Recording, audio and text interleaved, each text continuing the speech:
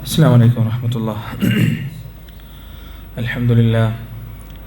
الحمد لله الذي هدانا لهذا وما كنا لنهتدي لولا أن هدانا الله وأشهد أن لا إله إلا الله وحده لا شريك له وأشهد أن محمدا عبده ورسوله أرسله بالهدى ودين الحق ليظهره على الدين كله ولو كره المشركون.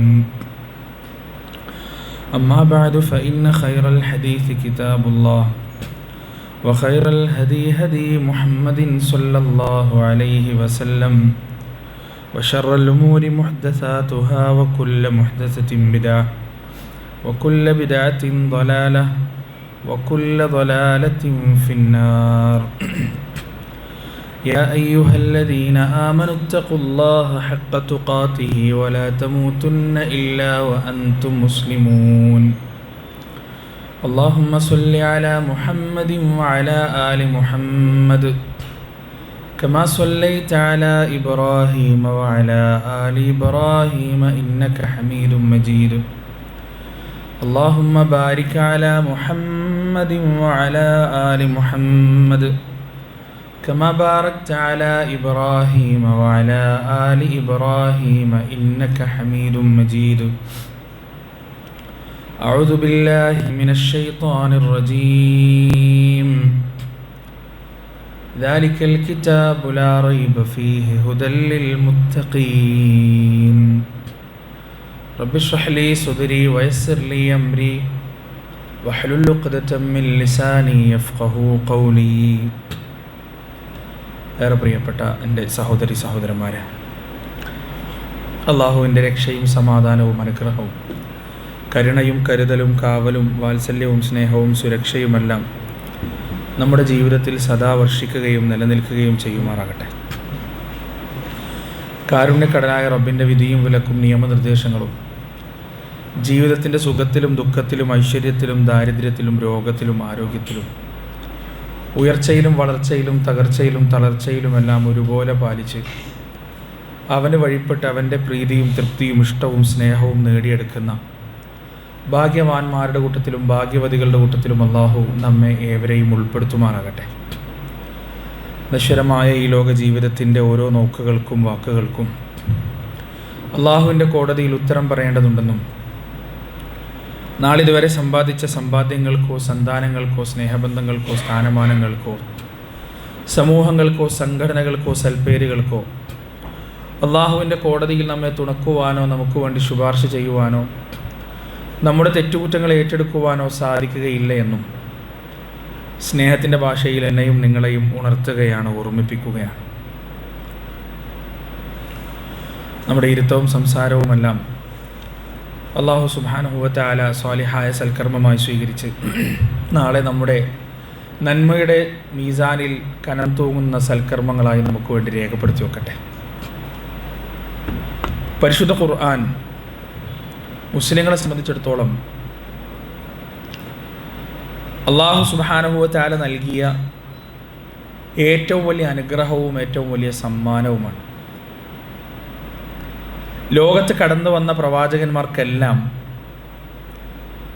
അള്ളാഹു അവരുടെ പ്രവാചകത്വത്തിന് തെളിവായി ഓരോ സംഗതികൾ കൊടുത്തിട്ടുണ്ട്. ഇപ്പോൾ തുടക്കം തൊട്ടുള്ള പ്രവാചകന്മാരെ നമ്മൾ നോക്കുകയാണെങ്കിൽ മഹാനായ സ്വാലിഹ് നബി അലൈഹി സ്വലാത്തു വസ്സലാം അദ്ദേഹം തൻ്റെ സമുദായത്തോട് ദഅവത്ത് നടത്തിയപ്പോൾ അവർ പാറക്കൂട്ടത്തിനിടയിൽ ഒരു ഒട്ടകത്തെ അത്ഭുതകരമായി കൊണ്ടുവന്നാൽ നിൻ്റെ പ്രവാചകത്വം ഞങ്ങൾ അംഗീകരിക്കാമെന്ന് പറഞ്ഞു. അതിൻ്റെ അടിസ്ഥാനത്തിൽ സ്വാലിഹ് അലൈഹി സ്വലാത്തു വസ്സലാം അള്ളാഹുവിനോട് പ്രാർത്ഥിക്കുകയും അള്ളാഹു സുബ്ഹാനഹു വ തആല ആ മനുഷ്യർ വിശ്വസിക്കട്ടെ എന്ന ഉദ്ദേശത്തോടെ ആ പാറക്കെട്ടുകൾക്കിടയിൽ നിന്ന് ഒരു വലിയ ഒട്ടകത്തെ പുറത്തു കൊണ്ടുവന്ന് കാണിച്ചു കൊടുക്കുകയും ചെയ്തു. ഇങ്ങനെ ലോകത്ത് കടന്നു വന്ന എല്ലാ പ്രവാചകന്മാർക്കും അള്ളാഹു സുബ്ഹാനഹു വ തആല എന്ത് കൊടുത്തിട്ടുണ്ട്? അവർ കേവലം പ്രവാചകത്വം അവകാശവാദം ഉന്നയിക്കുന്ന ആളുകൾ മാത്രമല്ല, അവർ യഥാർത്ഥത്തിൽ അമാനുഷികമായ വെളിപാടുകൾ, അമാനുഷികമായ സന്ദേശങ്ങൾ ആകാശലോകത്ത് നിന്ന് സ്വീകരിക്കുന്നവരാണ് എന്നതിൻ്റെ തെളിവായിട്ടാണ് അള്ളാഹു സുബ്ഹാനഹു വ തആല ഈ അത്ഭുതങ്ങളൊക്കെ കൊടുക്കുന്നത്. പക്ഷേ അള്ളാഹു ഈ അത്ഭുതങ്ങൾ കൊടുക്കുമ്പോൾ അള്ളാഹുവിൻ്റെ ഒരു രീതി എന്ന് പറയുന്നത് ഒരു റാൻഡംലി എന്തെങ്കിലുമൊക്കെ ഒരു സംഗതി അങ്ങോട്ട് കൊടുക്കുക, എന്നിട്ടൊരു ഉത്തരവാദിത്വം അങ്ങ് പൂർത്തീകരിക്കുക എന്ന രീതിയിലല്ല അള്ളാഹു സുബ്ഹാനഹു വ തആല ഒരിക്കലും ഒരു സമുദായത്തെ വിശ്വസിപ്പിക്കാനുള്ള അത്ഭുതങ്ങൾ പ്രവാചകന്മാർക്ക് കൊടുക്കുന്നത്. മറിച്ച് അള്ളാഹു ഒരു പ്രവാചകൻ ഒരു മുഅ്ജിസത്ത് കൊടുക്കുമ്പോൾ, മുഅ്ജിസത്ത് എന്നാണ് അതിന് പറയുക, പ്രവാചകന്മാർക്ക് ലഭിക്കുന്ന സാധാരണക്കാർക്കില്ലാത്ത അള്ളാഹുവിലൂടെ വെളിവാകുന്ന അത്ഭുത സിദ്ധികൾ, അതിന് മുഅ്ജിസത്ത് എന്നാണ് പറയുക. ഈ മുഅ്ജിസത്തുകൾ ഒരു ബന്ധവുമില്ലാത്ത മുഅ്ജിസത്തുകൾ കാണിക്കുക എന്നുള്ളതല്ല അള്ളാഹുവിൻ്റെ ലക്ഷ്യം, അള്ളാഹുവിൻ്റെ രീതി. മൂസാ അലൈഹി സ്വലാത്തു വസ്സലാമിന് കൊടുത്ത മുഅ്ജിസത്തുകൾ എന്താണ് എന്ന് നമുക്ക് വളരെ കൃത്യമായി അറിയാം. അള്ളാഹു സുബ്ഹാനഹു വ തആല മൂസാ നബിയെ ആ പറയപ്പെടുന്ന പർവ്വതത്തിൻ്റെ മുകളിലേക്ക് വിളിച്ച് ആ വെളിച്ചം കണ്ടിടത്തേക്ക് മൂസാ അലൈഹി സ്വലാത്തു വസ്സലാം എത്തി അള്ളാഹുവുമായി സംസാരിച്ച് ഞാൻ അള്ളാഹുവാണ്, ഞാൻ നിന്നെ എനിക്ക് വേണ്ടി തിരഞ്ഞെടുക്കുന്നു എന്ന കാര്യങ്ങളൊക്കെ സംസാരിച്ചതിന് ശേഷം മൂസാ നബിയോട് അള്ളാഹു ചോദിക്കുന്നുണ്ട്, വമാ തിൽക ബിയമീനിക യാ മൂസ, മൂസ എന്താ നിന്റെ വലത് കയ്യിൽ നീ എന്താണ് പിടിച്ചിരിക്കുന്നത്, എന്താണ് നിന്റെ വലത് കയ്യിൽ ഉള്ളത്? അപ്പോൾ മൂസാ നബി മറുപടി പറയുന്നുണ്ട്, ഖാല ഹിയ അസ്വായി, അതെൻ്റെ വടിയാണ്. ആ വടി കൊണ്ട് എനിക്ക് പല ആവശ്യങ്ങളുണ്ട്. ഞാൻ എൻ്റെ ആടുകൾക്ക് പച്ചിലകൾ അടിച്ചിട്ട് കൊടുക്കാനും അതുപോലെ എൻ്റെ പല ആവശ്യങ്ങളും വലിയ ഫീഹ മആരിബു ഉഖ്റ, എൻ്റെ പല ആവശ്യങ്ങളും നിർവഹിക്കുന്നതിന് വേണ്ടി ഞാൻ ഉപയോഗിക്കുന്ന എൻ്റെ ഒരു വടിയാണിത് എന്ന് അള്ളാഹുവിനോട് മൂസാ അലൈഹി സ്വലാത്തു വസ്സലാം പറയാണ്. അപ്പോൾ അള്ളാഹു മൂസാ നബിയോട് പറയാണ്, മൂസ എന്നാൽ നീ ആ വടി ഒന്ന് താഴേക്കിട്. അള്ളാഹുവിൻ്റെ കൽപ്പന പ്രകാരം മൂസാ നബി ആ വടി താഴേക്കിട്ടപ്പോൾ അത് ജീവനുള്ള പാമ്പായി മാറാണ്. മൂസാ നബി പോലും ഭയപ്പെട്ടു പോയി എന്നാണ്, ബേജാറായി പോയി എന്നാണ്. അള്ളാഹു പിന്നീട് പറയുന്നത് ആ പാമ്പിനെ പിടിക്കാനാണ്. ആ പാമ്പിനെ പിടിക്കാൻ അള്ളാഹു പറഞ്ഞിട്ട് മൂസാ അലൈഹി സ്വലാത്തു വസ്സലാം തെല്ലൊരു ബേജാറോടെ ആ പാമ്പിനെ പിടിച്ചപ്പോൾ അത് വീണ്ടും പഴയതുപോലെ വടിയായി മാറി. പിന്നീട് മൂസാ നബിയോട് അള്ളാഹു പറഞ്ഞു, വദ്ദും യദക ഇലാ ജനാഹിക്, നിന്റെ വലത് കൈ നിന്റെ കക്ഷത്തിലേക്കൊന്ന് വെക്കുക, എന്നിട്ടത് പുറത്തേക്ക് എടുക്കുക. ആ സമയം അത് പ്രകാശിക്കുന്നതായി നിനക്ക് കാണാൻ സാധിക്കും. അങ്ങനെ മൂസാ നബി തൻ്റെ വലത് കൈ കക്ഷത്തിലേക്ക് വെച്ച് പുറത്തേക്ക് എടുത്തപ്പോൾ ആ വലത് കൈ പ്രകാശിക്കുന്നതായി കണ്ടു. ഈ രണ്ട് അത്ഭുതങ്ങൾ കൊടുത്തിട്ട് മൂസാ നബിയോട് അള്ളാഹു സുബ്ഹാനഹു വ തആല പറയണം, ഇനി പോയിക്കോ, ഇനി പുറപ്പെട്ടോ, ഇനി നിനക്ക് അഭിമുഖീകരിക്കാനുള്ളത് ഇന്ന് ലോകത്തുള്ള ഏറ്റവും ശക്തനും അതേസമയം ക്രൂരനുമായ ഭരണാധികാരി ഫിറഔനെയാണ്. അതേസമയം നിന്റെ മുന്നിലുള്ള വേറെ ഉത്തരവാദിത്വം എന്ന് പറയുന്നത് ആ ഫിറഔനിൻ്റെ കരാള ഹസ്തങ്ങളിൽ നിന്ന് ഇസ്രായേലികളെ മോചിപ്പിക്കുക എന്നുള്ളതാണ്. അങ്ങനെ മൂസാ അലൈഹി സ്വലാത്തു വസ്സലാം പുറപ്പെടാൻ. അങ്ങനെ മൂസാ നബി അലൈഹി സ്വലാത്തു വസ്സലാം പുറപ്പെട്ടു, ഫിറഔനിൻ്റെ മുന്നിലെത്തി. അങ്ങനെ ഫിറഔനിൻ്റെ മുന്നിലെത്തിയിട്ട് തൻ്റെ പ്രവാചകത്വത്തെക്കുറിച്ച്, ഞാൻ അള്ളാഹുവിൻ്റെ ദൂതനാണ്, ഇന്ന ആവശ്യങ്ങൾക്കാണ് ഞാൻ വന്നത്, ഹഖീഖുൻ അലാ അല്ലാ അഖൂല അലല്ലാഹി ഇൽ ഹഖ് ഖദ് ജിഅ്തുകും ബിബയ്യിനത്തിൻ മിർ റബ്ബികും ഫഅർസിൽ മഅയ ബനി ഇസ്രായീൽ, ഞാനൊരു സത്യവും കൊണ്ടാണ് നിൻ്റെ അടുത്ത് വന്നത്, ഇസ്രായേലി മക്കൾ വെറുതെ വിടണം. അടുത്ത ചോദ്യം എന്താണെന്ന് അറിയാം ഫിറഔനിൻ്റെ, ഖാല ഇൻ കുൻത ജിഅ്ത ബിആയ ഫഅതി ബിഹാ ഇൻ കുൻത മിനസ് സാദിഖീൻ, ഇപ്പോൾ നീ പ്രവാചകൻ എന്ന് പറയുന്നു, എനിക്കും വേണമെങ്കിൽ പ്രവാചകനാണെന്ന് പറയാലോ. ഫിറഔന്റെ തിരിച്ചുള്ള ചോദ്യമാണ്, ഇൻകുൻത ജിഅ്ത ബിആ, നീ പറയുന്ന സംഗതികൾക്ക് എന്തെങ്കിലും തെളിവുണ്ടോ? ഈ പറയുന്ന സംഗതികൾ തെളിയിക്കാൻ വേണ്ടി നിന്റെ കയ്യിൽ എന്തെങ്കിലും അത്ഭുതങ്ങളുണ്ടോ? ഇൻകുൻത മിനസ് സ്വാദിഖീൻ, നീ സത്യവാനാണെങ്കിൽ, നീ സത്യം പറയുകയാണെങ്കിൽ നിന്റെ പ്രവാചകത്വം നീ ഒന്ന് തെളിയിക്ക്. ഫഅൽഖ അസ്വാ ഫഇദാ ഹിയ തുഅബാനു മുബീൻ വനസഅ യദഹു ഫഇദാ ഹിയ ബൈളാഉ ലിന്നാസിരീൻ. അവിടെ മൂസാ അലൈഹി സ്വലാത്തു വസ്സലാം തൻ്റെ വടി താഴേക്കിട്ട് കാണിച്ചു കൊടുത്തു, തൻ്റെ കൈ കക്ഷത്തിൽ വെച്ച് പുറത്തേക്ക് കാണിച്ചു കൊടുത്തു. ഈ രണ്ട് അത്ഭുതങ്ങളും കാണിച്ചപ്പോൾ അവിടെ ഉണ്ടായിരുന്ന ഫിറഔനിൻ്റെ രാജസദസ്സിലെ മന്ത്രിമാരടങ്ങുന്ന മല എന്നാണ് ഖുർആൻ അവരെ പറയാ. ആ മല ഫിറഔനോട് പറഞ്ഞൊരു വർത്താനുണ്ട്, എന്താ അറിയോ? ഖാലൽ മലഉ മിൻ ഖൗമി ഫിറഔന ഇന്ന ഹാദാ ലസാഹിറുൻ അലീം യുരീദു അൻ യുഖ്രിജകും മിൻ അർദികും ഫമാദാ തഅമുറൂൻ. ആ ദർബാറിലുള്ള മന്ത്രിമാരും പ്രമാണിമാരൊക്കെ പറഞ്ഞു, ഇവൻ നല്ല പഠിച്ച, നന്നായിട്ട് അറിയുന്ന ഒരു സാഹിറാണ്, ഒരു ജാലവിദ്യക്കാരനാണ്. ഇവന്റെ ഉദ്ദേശം എന്താണ്? യുരീദു അൻ യുഖ്രിജകും മിൻ അർദികും ഫമാദാ തഅമുറൂൻ. അപ്പോൾ ഇവന്റെ ഉദ്ദേശം എന്താണ്? അങ്ങയുടെ നാട്ടിൽ നിന്ന് പുറത്താക്കുക എന്നതാണ് ഇവൻ്റെ ഉദ്ദേശം. എന്താണ് അങ്ങ് കൽപ്പിക്കാൻ പോകുന്നത് എന്ന് ഈ പറയുന്ന രാജസദസ്സിലുള്ള ആളുകൾ ചോദിക്കാൻ. ഇതിൽ നിന്ന് ഈ പരിശുദ്ധ ഖുർആനിൻ്റെ ഈ ഭാഗത്ത് നമ്മൾ പഠിച്ചിട്ട് ഇപ്പുറത്ത് സ്വതന്ത്രമായ ഒരു ഹിസ്റ്റോറിക്കൽ ക്വസ്റ്റ്യൻ നമ്മൾ നടത്തി, ഒരു ക്വയറി നമ്മൾ നടത്തിയാൽ, ഒരു ചരിത്രപരമായ അന്വേഷണം നമ്മൾ നടത്തിയാൽ നമുക്ക് കാണാൻ സാധിക്കും ഫറോവ ചക്രവർത്തിമാർ അവരുടെ അധികാരങ്ങൾ നിലനിർത്തിയത് ഒരു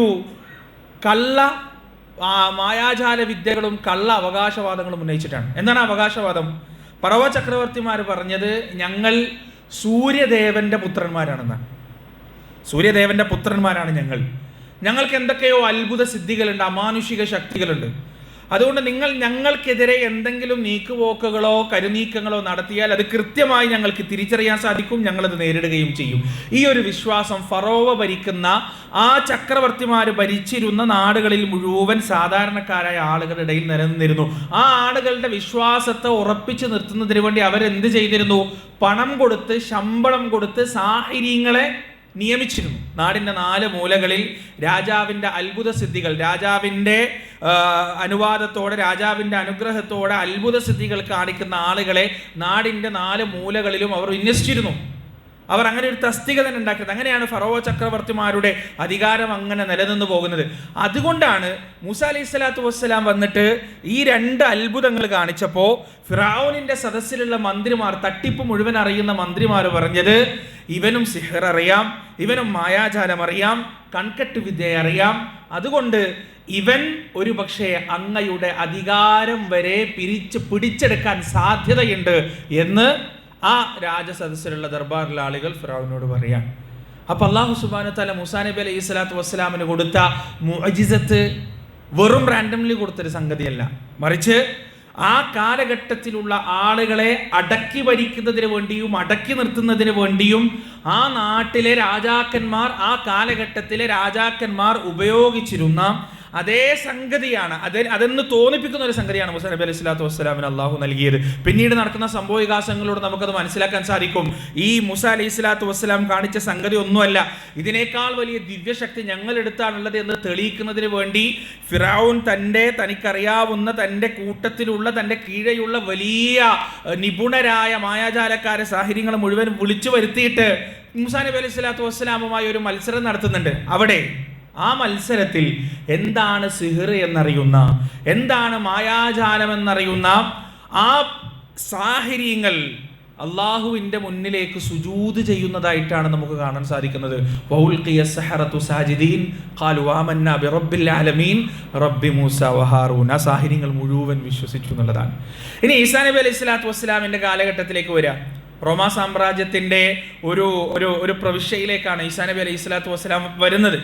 റോം എന്ന് പറഞ്ഞാൽ അന്നത്തെ കാലഘട്ടത്തിൽ അവരുടെ സമകാലീനരായ മറ്റു സാമ്രാജ്യങ്ങൾ തട്ടിച്ചു നോക്കുമ്പോൾ ആ കാലഘട്ടത്തിൽ മെഡിക്കൽ സയൻസ് ഏറ്റവും കൂടുതൽ പുരോഗമിച്ചിരുന്ന, വൈദ്യശാസ്ത്രം ഏറ്റവും കൂടുതൽ പുരോഗമിച്ചിരുന്ന ഒരു സാമ്രാജ്യമാണ് റോം എന്ന് പറയുന്നത്. ആ റോമിൻ്റെ ഒരു പ്രവിശ്യയിലേക്ക് ഈസാ നബി അലൈഹി സ്വലാത്തു വസ്സലാമിനെ പറഞ്ഞയക്കുമ്പോൾ ഈസാ അലൈഹി സ്വലാത്തു വസ്സലാമിന് അള്ളാഹു കൊടുത്ത മുഅ്ജിസത്ത് എന്താണ്? എന്തെങ്കിലും ഒരു മുഅ്ജിസത്ത് കൊടുക്കല്ല. ഈസാ അലൈഹി സ്വലാത്തു വസ്സലാം പറഞ്ഞത് എന്താണ്? ഞാൻ നിങ്ങളുടെ വെള്ളപ്പാണ്ടുള്ളവരെ ഞാൻ സുഖപ്പെടുത്താം, കുഷ്ഠരോഗമുള്ളവരെ ഞാൻ സുഖപ്പെടുത്താം, അന്ധന് ഞാൻ കാഴ്ച തിരിച്ചു നൽകാം, ജീവൻ നഷ്ടപ്പെട്ട ആളുകൾക്ക് ഞാൻ ജീവൻ തിരിച്ചു നൽകാം. ഇത് സൂറത്തുൽ ബഖറയിലും അതുപോലെ തന്നെ സൂറത്തുൽ മാഇദയിലുമെല്ലാം നമുക്ക് ഈ വിഷയം, മാഇദയിലുമെല്ലാം ഈ വിഷയം കാണാൻ സാധിക്കും. ഈസാ അലൈഹി സ്വലാത്തു വസ്സലാം ഈ ഒരു സംഗതി ഇങ്ങനെ പറയുന്നത് എന്തിനാണ്? ഈസാ അലൈഹി സ്വലാത്തു വസ്സലാമിന് അള്ളാഹു അങ്ങനെ ഒരു മുഅ്ജിസത്ത് നൽകിയത്? ആ കാലഘട്ടത്തിൽ വെള്ളപ്പാണ്ടിന് ഒരു ചികിത്സയുമില്ല, വൈദ്യശാസ്ത്രം കൈമലർത്തിയിരുന്ന ഒരു സംഗതി. ആ കാലഘട്ടത്തിൽ അന്ധനായൊരു മനുഷ്യന് കാഴ്ച തിരിച്ചു നൽകാനുള്ള ഒരു ചികിത്സയും ആ കാലഘട്ടത്തിലില്ല. എല്ലാ വൈദ്യശാസ്ത്രജ്ഞന്മാരും കൈമലർത്തുന്ന ഒരു സംഗതി. ആ കാലഘട്ടത്തിൽ കുഷ്ഠം വന്നവർക്ക് ചികിത്സ നടത്താനുള്ള ഒരു ചികിത്സാ രീതിയും അന്ന് നിലവിലില്ല. അതുകൊണ്ട് തന്നെ അതും ഒരു അസംഭവ്യമായ കാര്യമാണ്. മരിച്ച ഒരാൾക്ക് ജീവൻ നൽകുക എന്നുള്ളത് ഇന്നും നിലനിൽക്കുന്ന ഒരു സംഗതിയല്ല. ഈസാ അലൈഹി സ്വലാത്തു വസ്സലാമിന് അള്ളാഹു കൊടുത്ത മുഅ്ജിസത്തുകളിൽ ഈസാ നബി അലൈഹി സ്വലാത്തു വസ്സലാം എണ്ണി പറഞ്ഞത് ഇന്ന കാര്യങ്ങൾ ഞാൻ ഉബ്രിഉൽ അക്മഹ വൽ അബ്റസ വഉഹീൽ മൗത ബിഇദ്നില്ലാഹ് വഉനബ്ബിഉകും ബിമാ തഅകുലൂന വമാ തദ്ഖിദൂന ഫീ ബുയൂതികും. അള്ളാഹുവിന്റെ അനുമതിയോടെ അന്ധന് കാഴ്ച തിരിച്ചു നൽകാം, അള്ളാഹുവിന്റെ അനുമതിയോടെ കുഷ്ഠരോഗിക്ക് ശിഫ നൽകാം, അള്ളാഹുവിന്റെ അനുമതിയോടെ മരിച്ചവർക്ക് ജീവൻ നൽകാം, എന്നിങ്ങനെ വെള്ളപ്പാണ്ടുകാരന് ശമനം നൽകാം എന്നെല്ലാം ഈസാ അലൈഹി സ്വലാത്തു വസ്സലാം പറഞ്ഞപ്പോൾ യഥാർത്ഥത്തിൽ ആ കാലഘട്ടത്തിലുള്ള ആളുകൾ ഏതൊരു കാര്യത്തിനാണോ ഏറ്റവും കൂടുതൽ പ്രാധാന്യം നൽകിയിരുന്നത് ആ കാര്യത്തിൽ ആ ആളുകൾക്ക് മനസ്സിലാവുന്ന രൂപത്തിലാണ് അല്ലാഹു സുബ്ഹാനഹു വ തആല എന്ത് ചെയ്തത്? മുഅ്ജിസത്ത് കൊടുത്തത്. എല്ലാ പ്രവാചകന്മാർക്കും അങ്ങനെയാണ്. ലോകത്ത് കടന്നു വന്ന എല്ലാ പ്രവാചകന്മാർക്കും അല്ലാഹു സുബ്ഹാനഹു വ തആല മുഅ്ജിസത്ത് കൊടുത്തത് അവരുടെ പ്രബോധിത സമുദായത്തിന് ഏറ്റവും കൂടുതൽ മനസ്സിലാവുന്ന തരത്തിലുള്ള മുഅ്ജിസത്താണ്. എന്നാൽ പരിശുദ്ധ ഖുർആൻ അവതരിക്കുന്നത് ഏതെങ്കിലും ഒരു സമുദായത്തിലേക്കോ അല്ലെങ്കിൽ ഏതെങ്കിലും ഒരു കാലഘട്ടത്തിലേക്കോ അല്ല. അതുകൊണ്ട് തന്നെ പരിശുദ്ധ ഖുർആൻ എന്താവേണ്ടതുണ്ട്? സാർവകാലികമാകേണ്ടതുണ്ട്.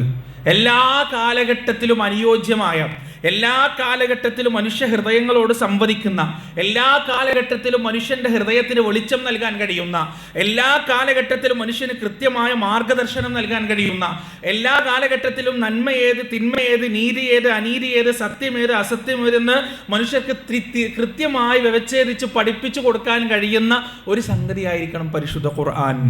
അവിടെയാണ് ഖുർആൻ ലോകത്ത് കടന്നു വന്ന സകല വേദഗ്രന്ഥങ്ങളിൽ വെച്ച് ഏറ്റവും ഉന്നതവും മനുഷ്യ ഹൃദയങ്ങളോട് സംവദിക്കുന്നതുമായിട്ട് നമുക്ക് കാണാൻ സാധിക്കുക. ഖുർആനിൻ്റെ ഇന്നാ നഹ്നു നസ്സൽന ദിക്റ വ ഇന്നാ ലഹു ലഹാഫിദൂൻ, നാമാണ് ഈ പരിശുദ്ധ ഖുർആനെ അവതരിപ്പിച്ചത്, നാം തന്നെ അതിനെ സംരക്ഷിക്കുകയും ചെയ്യുമെന്ന് അല്ലാഹു സുബ്ഹാനഹു വ തആല പറഞ്ഞപ്പോൾ ആ സംരക്ഷണത്തിന് അല്ലാഹു തെരഞ്ഞെടുത്തത് എന്താണ്? പരിശുദ്ധ ഖുർആനിൻ്റെ സംരക്ഷണത്തിന് അല്ലാഹു തെരഞ്ഞെടുത്തത് എന്താണ്? ഇന്നും നമ്മുടെ നാട്ടിൽ പുതുതായി ഉണ്ടായിക്കൊണ്ടിരിക്കുന്ന പ്രീ സ്കൂളുകൾ, ആ പ്രീ സ്കൂളുകളിൽ അവർ മുൻഗണന നൽകുന്ന പരിശുദ്ധ ഖുർആനിൻ്റെ പഠനം, LKGയിലും UKGയിലും പഠിക്കേണ്ട പ്രായത്തിലുള്ള കുട്ടികൾ പരിശുദ്ധ ഖുർആൻ ഓതി കഴിയുന്നു, ഖതം തീർക്കുന്നു, ഒരു തവണ മുഴുവനായും നോക്കി ഓതുന്നു. പരിശുദ്ധ ഖുർആനിൻ്റെ ചെറിയ ചെറിയ സൂറത്തുകൾ ഖുൽ ഹുവല്ലാഹു അഹദും ഫലഖും നാസും തബ്ബത്തും എല്ലാം അവർ കൃത്യമായി ഓതുന്നു. പ്രിയപ്പെട്ടവർ, ഇതൊന്നും യാദൃച്ഛികമായി സംഗതിക്കുന്ന ഒരു സംഗതിയല്ല. യാദൃച്ഛികമായി ഉണ്ടാകുന്ന അള്ളാഹുവിൻ്റെ കൃത്യമായ പദ്ധതിയിലൂടെ ഉണ്ടാകുന്നതാണ്. അള്ളാഹു സുബ്ഹാനഹു വ തആല ഹഫദത്തിൻ്റെ മാധ്യമമായി ഏറ്റെടുത്തത് എന്താണ്? മനുഷ്യൻ്റെ തലച്ചോറാണ്, മനുഷ്യൻ്റെ മനസ്സാണ്, മനുഷ്യൻ്റെ ഹൃദയമാണ്. ഹൃദയത്തിൽ നിന്ന് ഹൃദയത്തിലേക്കാണ് പരിശുദ്ധ ഖുർആൻ കൈമാറ്റം ചെയ്യപ്പെടുന്നത്, പേജുകളിൽ നിന്ന് പേജുകളിലേക്കല്ല. ലോകത്ത് മുഹമ്മദ് നബി സല്ലല്ലാഹു അലൈഹി വസല്ലമയുടെ കാലഘട്ടം തൊട്ട് ഇന്ന് 2026 നമ്മൾ എത്തി നിൽക്കുന്ന 2026 ജൂലൈ മാസത്തിൽ നമ്മൾ എത്തി നിൽക്കുന്ന ഈ കാലഘട്ടം വരെ ഈ കണ്ണി മുറിഞ്ഞു പോയിട്ടില്ല. അത് പരിശുദ്ധ ഖുർആൻ മുഴുവനും പഠിക്കാത്ത ആളുകൾ ലോകത്തില്ലാത്ത ഒരവസ്ഥ ആ ഖുർആനിൻ്റെ അവതരണ ശേഷം ഉണ്ടായിട്ടില്ല. അല്ലാഹു അക്ബർ. നിങ്ങൾ ആലോചിച്ച് നോക്ക്. അന്നുമുണ്ട് ഇന്നുമുണ്ട്, ആ എണ്ണം കൂടുന്നേ ഉള്ളൂ. നബി സല്ലല്ലാഹു അലൈഹി വസല്ലം ഹജ്ജത്തുൽ വിദായിൽ പ്രസംഗിക്കുമ്പോൾ പ്രവാചകന്റെ മുന്നിൽ 1,00,000 ചില്ലാനം സഹാബികളാണ്. പക്ഷെ ഇന്ന് 2 ബില്യണിലധികം മുസ്ലിങ്ങളാണുള്ളത്. മുസ്ലിങ്ങളുടെ എണ്ണം കൂടുന്തോറും പരിശുദ്ധ ഖുർആൻ പഠിച്ച ഹാഫിദുകളുടെ എണ്ണം കൂടാണ്. ഇനി ഒരു 10 വർഷം പിറകിലേക്ക് നോക്കാം, നമ്മുടെ നാട്ടിൽ എത്ര ഹിഫ്ദ് സ്ഥാപനങ്ങൾ ഉണ്ടായിരുന്നു? ഇപ്പോഴത്തെ അവസ്ഥ എന്താണ്? ഓരോ നാട്ടിലും മുക്കിലും മൂലയിലും പെൺകുട്ടികൾക്കും ആൺകുട്ടികൾക്കും പഠിക്കാനുള്ള ഹിഫ്ദ് സ്ഥാപനങ്ങൾ തുറന്നുകൊണ്ടേയിരിക്കുകയാണ്. ആളുകൾ അതൊരു ഫഖ്റായി ഏറ്റെടുക്കുകയാണ്. ആളുകളുടെ അഭിമാന നല്ല അടയാളാണത്. ഹിഫ്ദ് സ്ഥാപനങ്ങൾ ഇതൊക്കെ അള്ളാഹുവിൻ്റെ സുന്നത്താണ്, അള്ളാഹുവിൻ്റെ ഇടപെടലാണ്. അള്ളാഹു സുബ്ഹാനഹു വ തആല ഈ പരിശുദ്ധ ഖുർആനിൻ്റെ ഹഫദത്തിന് വേണ്ടി, ഈ പരിശുദ്ധ ഖുർആനിൻ്റെ നിലനിൽപ്പിന് വേണ്ടി റബ്ബ് സുബ്ഹാനഹു വ തആല ഉണ്ടാക്കിയ ഒരു രീതിയാണ്, രീതിശാസ്ത്രമാണത്. അള്ളാഹു സുബ്ഹാനഹു വ തആല ആ ഹഫദത്തിൻ്റെ ഭാഗമാകാൻ നമുക്ക് ഏവർക്കും തൗഫീഖ് നൽകുമാറാകട്ടെ. നമ്മളൊക്കെ അതിൻ്റെ ഭാഗമാണ്. ഈ കൂട്ടത്തിൽ ഫാത്തിഹ അറിയാത്ത ആരുമില്ലല്ലോ. അൽഹംദുലില്ലാഹി റബ്ബിൽ ആലമീൻ അർറഹ്മാനിർ റഹീം മാലികി യൗമിദ്ദീൻ. ഇഖ്ലാസ് അറിയാത്ത ആരുമില്ലല്ലോ, ഫലക്ക് അറിയാത്ത ആരുമില്ലല്ലോ, നാസ് അറിയാത്ത ആരുമില്ലല്ലോ. അപ്പോൾ ഇതൊക്കെ അറിയുന്നുണ്ടെങ്കിൽ ആ ഹഫദത്തിൻ്റെ ഭാഗമാണ്. ഇനിയിപ്പോൾ AI സംവിധാനങ്ങൾ, ഇപ്പോൾ ഡോക്ടർ സുൽഫിക്കറോട് ഇരിക്കുന്നുണ്ടല്ലോ, അവരൊക്കെ കൂടിയിട്ടൊരു ഖുർആൻ പഠിക്കാനുള്ള ഒരു വിപുലമായ AI സംവിധാനങ്ങൾ തുടങ്ങുകയാണ്, വളരെ ബൃഹത്തായ. അപ്പോൾ AI ഉപയോഗിച്ചും സാങ്കേതികതകൾ ഉപയോഗിച്ചുമെല്ലാം ആളുകൾ പരിശുദ്ധ ഖുർആൻ പഠിക്കാനും അത് പഠിപ്പിക്കാനും വേണ്ടിയുള്ള പരിശ്രമങ്ങളും അതിനു വേണ്ടിയുള്ള പദ്ധതികളും ആവിഷ്കരിച്ചു കൊണ്ടിരിക്കുമ്പോൾ യഥാർത്ഥത്തിൽ ഇവിടെ പുലരുന്നത് ഇന്നാ നഹ്നു നസ്സൽന ദിക്റ വ ഇന്നാ ലഹു ലഹാഫിദൂൻ. നാമാണ് ഈ പരിശുദ്ധ ഖുർആൻ അവതരിപ്പിച്ചത്, നാം തന്നെ ഇതിനെ സംരക്ഷിക്കുകയും ചെയ്യുമെന്ന അള്ളാഹുവിൻ്റെ വാഗ്ദാനമാണ് യഥാർത്ഥത്തിൽ അവരെ സഹോദരങ്ങളെ പുലർന്നുകൊണ്ടേയിരിക്കുന്നത്. ഇനി ഖുർആൻ ഇറങ്ങുന്ന കാലഘട്ടത്തിലുള്ള മനുഷ്യരോട് എങ്ങനെയാണ് ഖുർആൻ സംസാരിച്ചത്, ഇന്നത്തെ കാലഘട്ടത്തിൽ മനുഷ്യരോട് എങ്ങനെയാണ് പരിശുദ്ധ ഖുർആൻ സംസാരിക്കുന്നത്? സുബ്ഹാനല്ലാഹ്, ഭയങ്കര അത്ഭുതമാണത്, ഭയങ്കര അത്ഭുതമാണ്. ഖുർആൻ ഇറങ്ങുന്ന കാലഘട്ടം എന്ന് പറയുന്നത് 6-ാം നൂറ്റാണ്ടാണ്. ശാസ്ത്രമോ സാങ്കേതിക വിദ്യയോ ഒന്നും വികസിച്ചിട്ടില്ലാത്തൊരു കാലഘട്ടം. പക്ഷെ അന്നത്തെ ആളുകൾക്ക് ഉണ്ടായിരുന്നൊരു സംഗതി ഉണ്ടായിരുന്നു. അന്നത്തെ ആളുകൾക്ക് വളരെ പാഷനായിട്ടുണ്ടായിരുന്ന, അന്നത്തെ ആളുകൾ വളരെ സ്നേഹിച്ചിരുന്ന ഒരു സംഗതി ഉണ്ടായത് കവിതകളാണ്. ഇന്നും അറബി കോളേജുകളിൽ ഇമ്രുൽ കൈസിൻ്റെ ഒക്കെ കവിതകൾ പഠിപ്പിക്കുന്നുണ്ട്. അറബി ഭാഷ നന്നായി പഠിക്കണം എന്നുണ്ടെങ്കിൽ ഇമ്രുൽ കൈസിൻ്റെ കവിതകൾ പഠിക്കണം എന്ന ഒരു ചിന്ത അടുത്ത കാലം വരെ ആളുകൾക്ക് ഉണ്ടായിരുന്നു. അറബിയിലെ പഴയ കവിതകൾ, മുഅല്ലഖാത്തുകളുണ്ട്. ഈ കാബയുടെ പുറത്ത് ഇങ്ങനെ കെട്ടിത്തൂക്കി വെക്കുന്ന ആ ഏറ്റവും നല്ല കവിതകൾ, ആ കവിതകളൊക്കെ യഥാർത്ഥത്തിൽ അവർക്ക് സാഹിത്യത്തോടുള്ള, കവിതകളോടുള്ള, ആ എഴുത്തുകളോടുള്ള സ്നേഹമാണ് യഥാർത്ഥത്തിൽ കാണിക്കുന്നത്. പരിശുദ്ധ ഖുർആൻ വന്നിട്ട് എന്താ ചെയ്യുന്നതെന്ന് വെച്ചാൽ മക്കക്കാരുടെ ഫഖറിൻ്റെ, അവരുടെ അഭിമാനത്തിൻ്റെ നെറുകന്തലേക്ക് ഒറ്റടിയാണ് കൊടുക്കുന്നത്. അതായത് ഉമർ റളിയല്ലാഹു അൻഹു അടക്കം കവിതയെ സ്നേഹിക്കുന്ന ആളായിരുന്നു. ഈ ഖുർആനാണെങ്കിൽ ആ ആളുകൾക്ക് വളരെ വെറുപ്പും ദേഷ്യമുള്ള സംഗതിയാണ്. ഈ പരിശുദ്ധ ഖുർആൻ ആദ്യം വന്നിട്ട് ചെയ്യുന്നത് വെല്ലുവിളിക്കാണ്. ഈ പറയുന്ന കവികളെ മുഴുവൻ, ഈ പറയുന്ന സാഹിത്യ സാമ്രാട്ടുകളെ മുഴുവൻ വെല്ലുവിളിക്കാണ് പരിശുദ്ധ ഖുർആൻ ചെയ്യുന്നത്. എത്ര, 1-2 3 വ്യക്തമായ വെല്ലുവിളികളും, ആ വെല്ലുവിളികൾ ഒരിക്കലും നിങ്ങൾക്ക് ഏറ്റെടുക്കാൻ കഴിയുകയില്ല എന്ന അള്ളാഹുവിൻ്റെ തീർപ്പും പരിശുദ്ധ ഖുർആൻ നമുക്ക് കാണാൻ കഴിയും. സുബ്ഹാനല്ലാഹ്. ആദ്യം ഖുർആൻ പറഞ്ഞത് ഖുൽ ഇൻ ഇജ്തമഅത്തിൽ ഇൻസു വൽ ജിന്നു അലാ അയതു ബിമിസ്ലി ഹാദൽ ഖുർആൻ ലാ യഅതൂന ബിമിസ്ലിഹി വലൗ കാന ബഅദുഹും ലിബഅദിൻ ദഹീറ. ജിന്നും മനുഷ്യനും മുഴുവനും ഒരുമിച്ച് കൂടിയാലും ഈ ഖുർആൻ പോലൊന്നും കൊണ്ടുവരാൻ നിങ്ങൾക്ക് കഴിയില്ല. അം യഖൂലൂന ഇഫ്തറഹു ഖുൽ ഫഅതു ബിഅശ്രി സുവരി മിസ്ലിഹി മുഫ്തറയാത്തിൻ വദഉ മൻ ഇസ്തതഅതും മിൻ ദൂനില്ലാഹി ഇൻ കുൻതും സാദിഖീൻ. ഈ ഖുർആൻ കെട്ടിച്ചമച്ചതാണെന്ന് നിങ്ങൾ പറയുന്നുണ്ടെങ്കിൽ ഇതിന് സമാനമായ 10 അധ്യായം കൊണ്ടുവന്നിട്ട് ഇത് കെട്ടിച്ചമച്ചതാണെന്ന് നിങ്ങൾ തെളിയിക്ക്. വഇൻ കുൻതും ഫീ റൈബിൻ മിമ്മാ നസ്സൽനാ അലാ അബ്ദിനാ ഫഅതു ബിസൂറത്തിൻ മിൻ മിസ്ലിഹി വദഉ ശുഹദാഅക്കും മിൻ ദൂനില്ലാഹി ഇൻ കുൻതും സാദിഖീൻ. ഇനി നിങ്ങൾ ഖുർആൻ മുഴുവനും കൊണ്ടുവരണ്ട, ഖുർആനിലുള്ള 10 എണ്ണവും കൊണ്ടുവരണ്ട.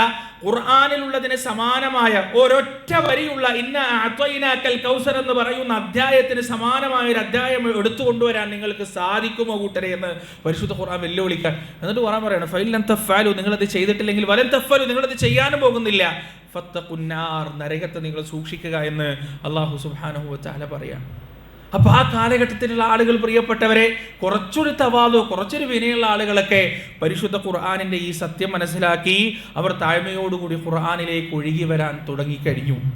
അവർ പരിശുദ്ധ ഖുർആനിലേക്ക് ആകൃഷ്ടരാവാൻ തുടങ്ങിക്കഴിഞ്ഞു. മനസ്സിൽ അല്പമെങ്കിലും ഒരു ധാർമ്മികതയും ഒരു മനുഷ്യത്വമുള്ള ആളുകളൊക്കെ പരിശുദ്ധ ഖുർആന്റെ ആകർഷണ വലയത്തിൽ പെട്ടിട്ടുണ്ട്. മഹാനായ ഉമർ ഇബ്നുൽ ഖത്താബ് റളിയല്ലാഹു അൻഹുവിൻ്റെ ചരിത്രം നമ്മൾ ഒരുപാട് തവണ കേട്ടതാണ്. ഉമർ റളിയല്ലാഹു ഇസ്ലാം സ്വീകരിക്കുന്നത് സൂറത്തു താഹ കേട്ടിട്ട് മാത്രമല്ല, ഉമർ റളിയല്ലാഹുവിൻ്റെ മനസ്സിലേക്ക് പരിശുദ്ധ ഖുർആൻ സ്വാധീനം ചെലുത്താൻ തുടങ്ങി. അതിന് മുന്നേ, മാസങ്ങൾക്ക് മുന്നേ സ്വാധീനം ചെലുത്താൻ തുടങ്ങിയിരുന്നു.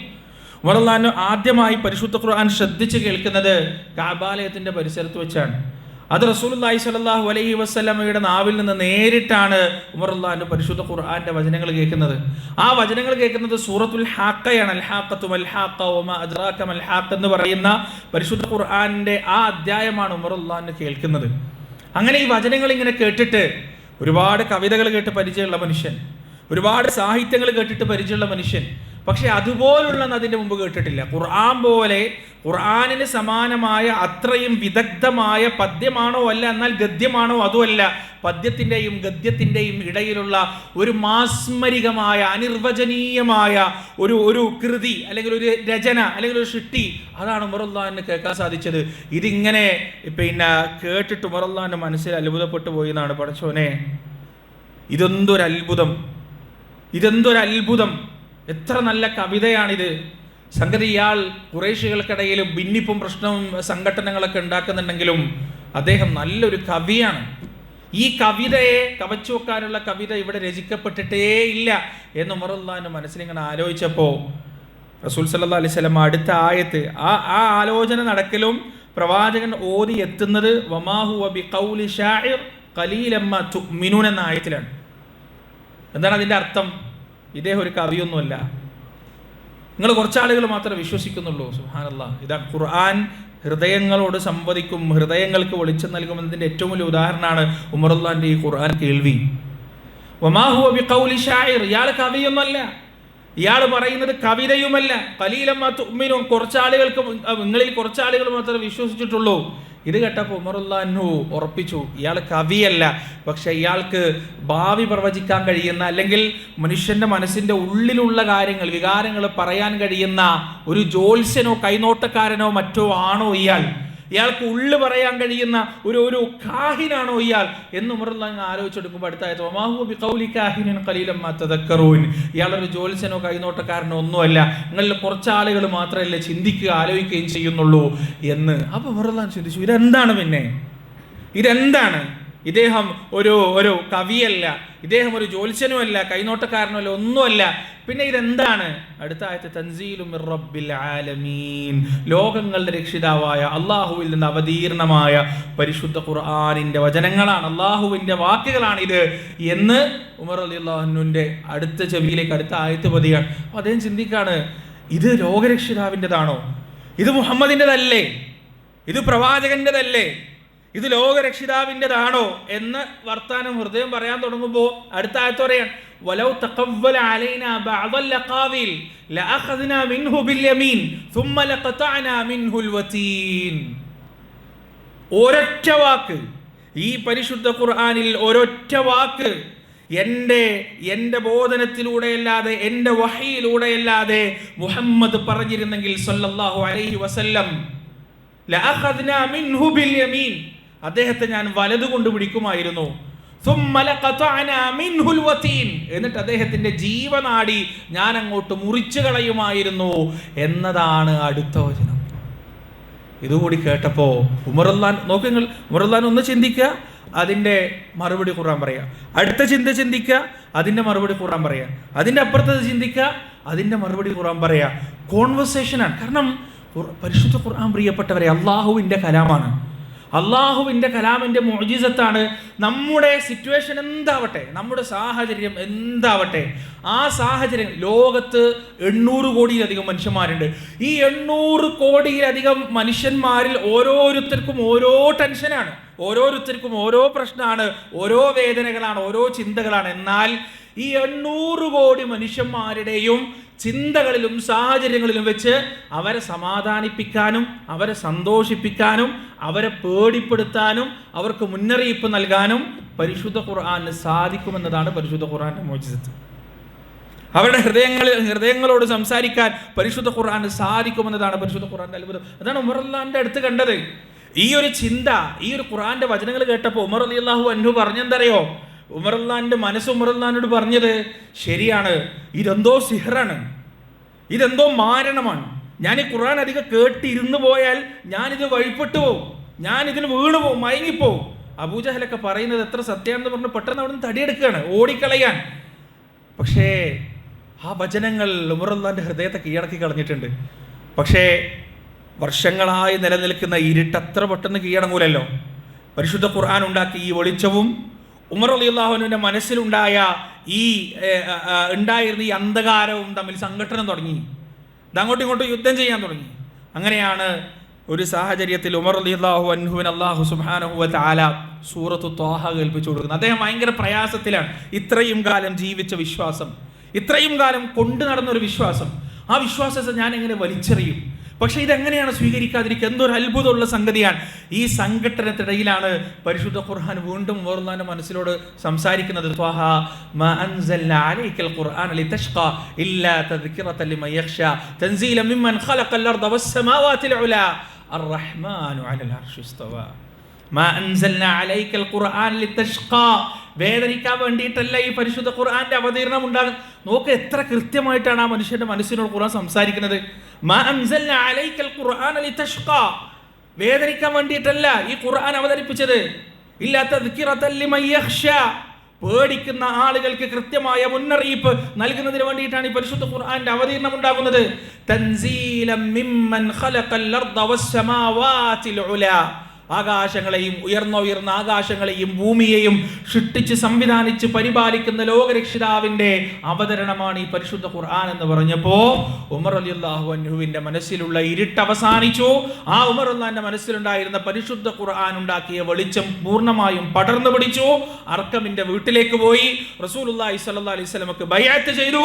അഷ്ഹദു അല്ലാ ഇലാഹ ഇല്ലല്ലാഹു വഅഷ്ഹദു അന്ന മുഹമ്മദ് റസൂലുള്ളാഹി എന്ന് പറഞ്ഞ് ഇസ്ലാം സ്വീകരിക്കുകയും ചെയ്തു. ഇങ്ങനെയാണ് പരിശുദ്ധ ഖുർആൻ മനുഷ്യ മനസ്സുകളോട് സംസാരിക്കുക. അത് ഏത് ആയത്താണ്, ഏത് രീതിയിലാണ് സംസാരിക്കുക എന്ന് ഒരിക്കലും പറയാൻ സാധിക്കില്ല പ്രിയപ്പെട്ടവരെ. പരിശുദ്ധ ഖുർആനെ സ്നേഹിക്കുന്ന ആളുകൾക്ക് ഖുർആൻ ഒരുപാട് നല്ല നല്ല അനുഭവങ്ങൾ നൽകുമെന്ന കാര്യത്തിൽ യാതൊരു സംശയവുമില്ല. അബ്ബാദ് ബിൻ ബിശ്ർ റളിയല്ലാഹു അൻഹു, അദ്ദേഹത്തിന്റെ ഒരു സംഭവം നമുക്ക് കാണാൻ കഴിയും. അബ്ബാദ് ബിൻ ബിശ്ർ റളിയല്ലാഹു അൻഹുവിനെയും അമ്മാർ ബിൻ യാസിർ റളിയല്ലാഹു അൻഹുവിനെയും റസൂലുള്ളാഹി സ്വല്ലല്ലാഹു അലൈഹി വസല്ലമ ഒരു യുദ്ധത്തിൽ ഒരു പട്ടാള ക്യാമ്പിന് കാവൽ നിർത്താണ്. അങ്ങനെ അവർ രണ്ടുപേരും ചർച്ച ചെയ്തിട്ട് അബ്ബാദ് അമ്മാറിനോട് പറഞ്ഞു, നീ ഉറങ്ങിക്കോ, ഞാൻ നിന്നോളാം, ഞാൻ ഈ സമയത്ത് നിസ്കരിക്കുന്ന ആളാണ്, എനിക്ക് ദീർഘനേരം ഖുർആൻ ഓതിയിട്ട് ഇങ്ങനെ നിസ്കരിക്കാൻ ഭയങ്കര ഇഷ്ടമാണ്, അതുകൊണ്ട് നീ ഉറങ്ങിക്കോ, ഇന്ന് ഞാൻ നിന്നോളാം എന്ന് പറഞ്ഞ് അബ്ബാദ് ബിൻ ബിശ്ർ റളിയല്ലാഹു അൻഹു ആ പട്ടാള ക്യാമ്പിന്റെ പുറത്തുനിന്ന് നിസ്കാരം തുടങ്ങാണ്. അങ്ങനെ നിസ്കരിച്ചു കൊണ്ടിരിക്കുമ്പോൾ ദൂരത്തുനിന്ന് ശത്രു ഒരാൾ ഇങ്ങനെ നിൽക്കുന്നത് ഇങ്ങനെ കാണാൻ അയാൾ അമ്പ് ചെയ്തു. ആ അമ്പ് ശരീരത്തിൽ തറച്ചു. ആ അമ്പ് ശരീരത്തിൽ തറച്ച സമയത്ത് അബ്ബാദ് ബിൻ ബിശ്ർ റളിയല്ലാഹു അൻഹു സൂറത്തുൽ കഹ്ഫ് പാരായണം ചെയ്യാൻ തുടങ്ങിയിരുന്നു. അദ്ദേഹം നിർത്തിയില്ല. രണ്ടാമതും അമ്പ് ചെയ്തു, അതും ശരീരത്തിലേക്ക് തറച്ചു, പക്ഷെ അദ്ദേഹം നിർത്താൻ തയ്യാറായില്ല. മൂന്നാമതും അമ്പ് ചെയ്തു.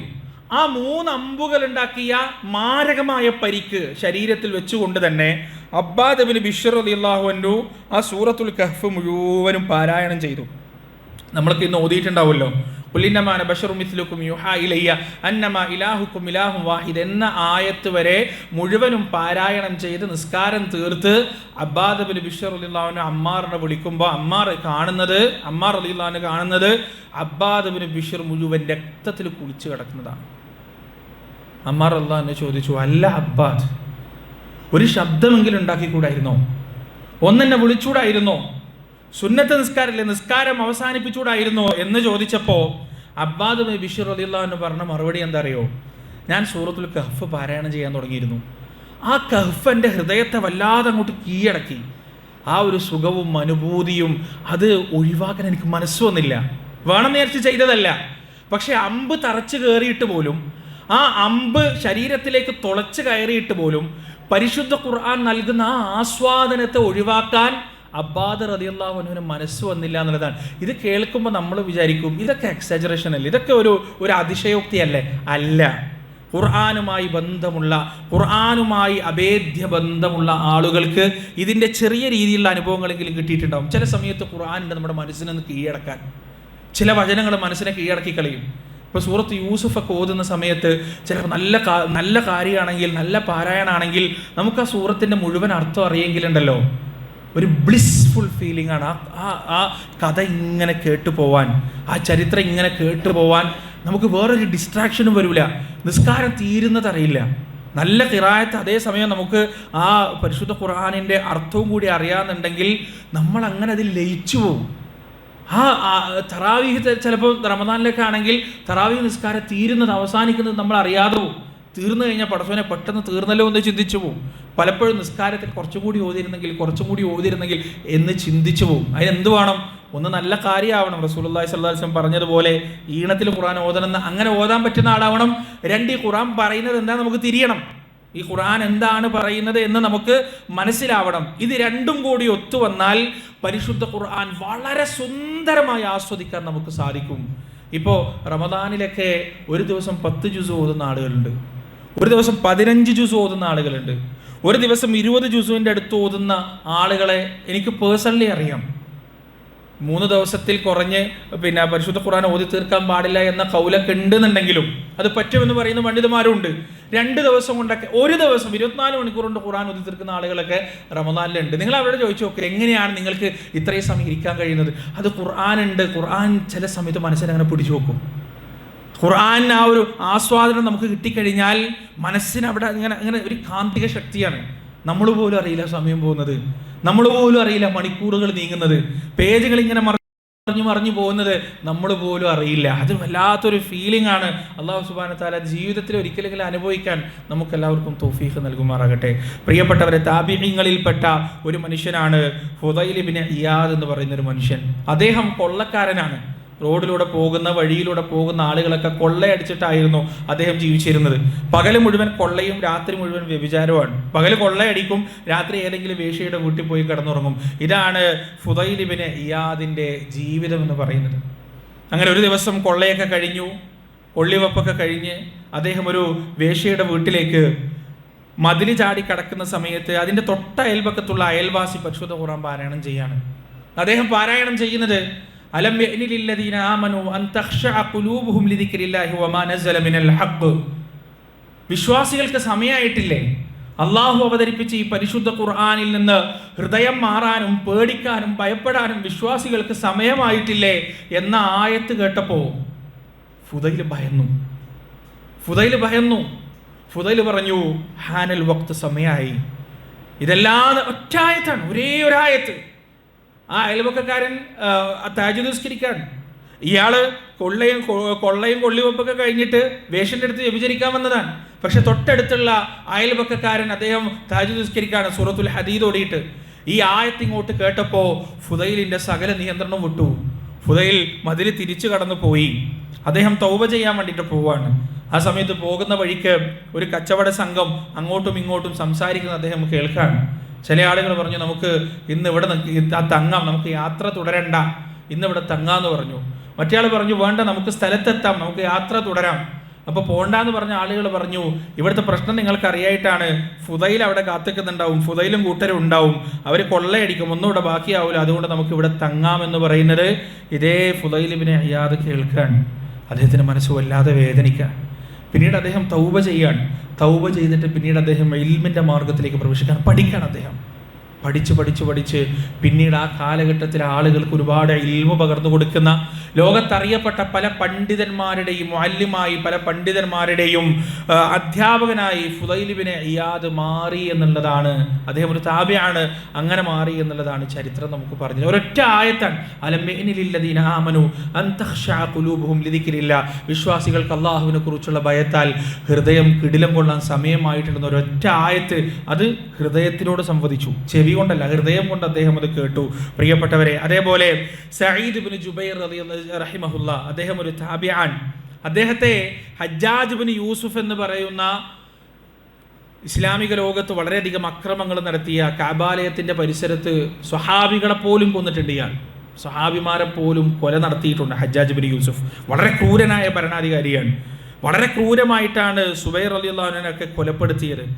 കഅബാലയത്തിന് പോലും കേടുപാട് പറ്റുന്ന തരത്തിലുള്ള അക്രമങ്ങൾ ഹജ്ജാജ് നടത്തിയിട്ടുണ്ട്. ഈ ഹജ്ജാജ് സഈദ് ഇബ്നു ജുബൈർ റളിയല്ലാഹു അൻഹുവിനെ പിടിക്കാൻ കള്ള ആരോപണങ്ങളും കള്ള കുറ്റാരോപണങ്ങളും നടത്തി അദ്ദേഹത്തെ അറസ്റ്റ് ചെയ്യാണ്. അങ്ങനെ അദ്ദേഹത്തെ അറസ്റ്റ് ചെയ്തിട്ട് അദ്ദേഹത്തെ കൊല്ലുന്നതിന് വേണ്ടിയിട്ട് ന്യായാധിപന്മാരുടെ വിധി പ്രസ്താവനക്കും അതുപോലെ തന്നെ കൊലക്കയറും അടുത്തു വെച്ചുകൊണ്ട് അദ്ദേഹത്തെ കൊല്ലുന്നതിന് വേണ്ടിയിട്ട് ഖിബലയ്ക്ക് നേരെ തലയിൽ തിരിച്ചുകൊണ്ട് അദ്ദേഹത്തെ കൊല്ലുന്നതിന് വേണ്ടി തയ്യാറായി നിൽക്കുകയാണ്. ആ സമയം സഈദ് ഇബ്നു ജുബൈർ റളിയല്ലാഹു റഹിമഹുല്ലാഹ് അദ്ദേഹം പാരായണം ചെയ്യാണ്, ഇന്നി വജ്ജഹ്തു വജ്ഹിയ ലില്ലദീ ഫതറസ് സമാവാതി വൽ അർദ ഹനീഫ വമാ അന മിനൽ മുശ്രിക്കീൻ.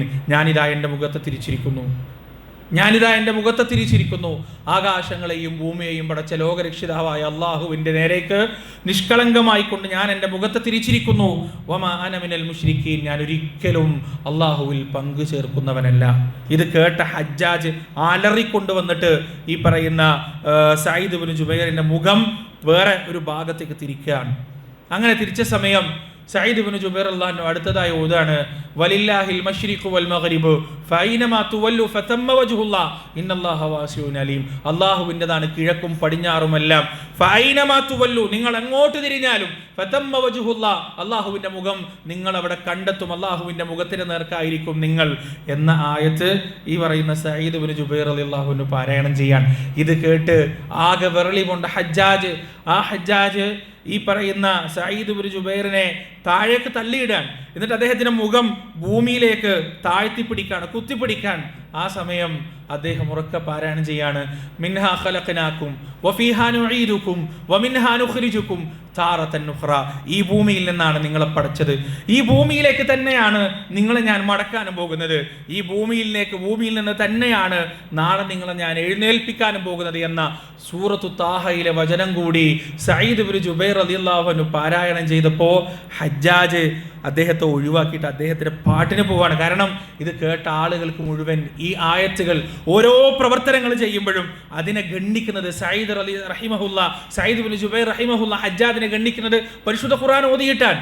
എന്ത് ചെയ്താലും അദ്ദേഹത്തിന് പറയാനുള്ളത് പരിശുദ്ധ ഖുർആന്റെ വചനങ്ങളാണ്. ആ പരിശുദ്ധ ഖുർആന്റെ വചനങ്ങൾ അവിടെയുള്ള ന്യായാധിപന്മാരെയും അവിടെയുള്ള സാധാരണക്കാരെയും ഹജ്ജാജിന്റെ മനസ്സിനെ പോലും അത് സ്വാധീനിച്ചു എന്നാണ് പ്രിയപ്പെട്ടവരെ ചരിത്രം പറയുന്നത്.